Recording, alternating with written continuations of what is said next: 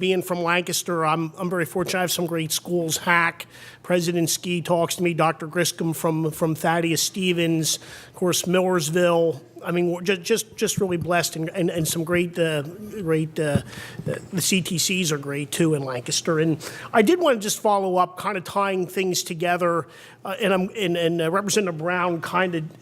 Right at the very beginning, I had some concerns because Hack will come to me and talk to me. I know there were some issues last year when monies went to the capital account, not to operations. And I'm just going to emphasize, we already hit it pretty hard, but I just want to emphasize that our community colleges are such an important part of workforce development that I'm still not sure why we need to create a new program. I'm just going to throw that out there. We're going to see the details because I would be an advocate of just increasing their funding line. Now, I haven't heard from them at all about this. I know they typically come in this time of year and ask for more funding, so I just wanted to emphasize that. And then I did want to follow up on Representative Fritz's questioning on career and technical education funding.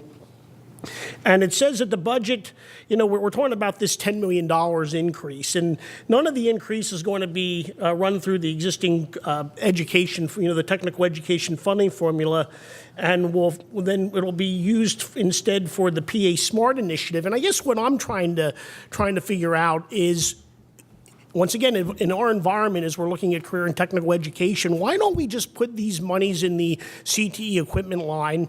I mean, right now, I think there's about $2.5 million approximately in that, or just the CTE budget. I mean, why that?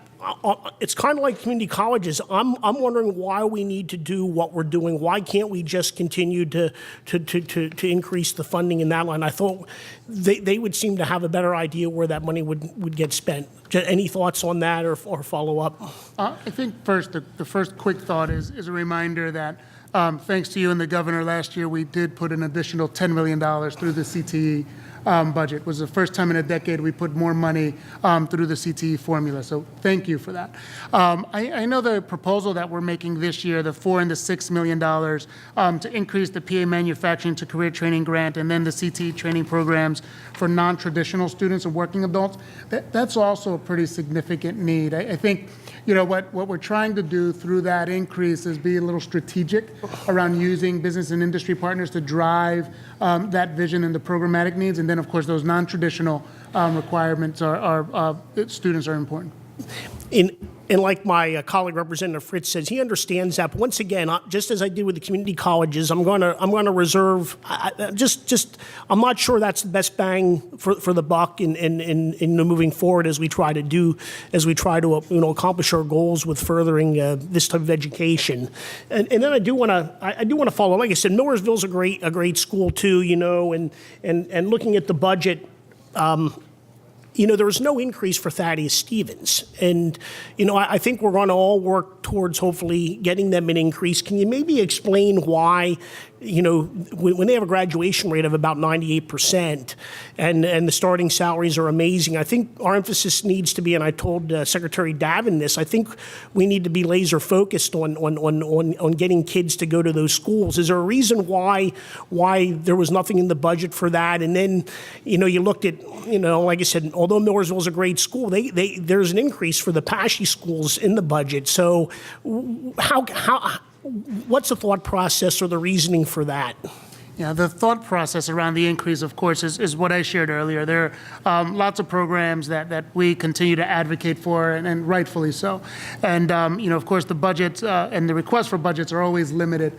And, so definitely not identifying them specifically for a line item increase shouldn't be misconstrued as our thoughts around the value of the program.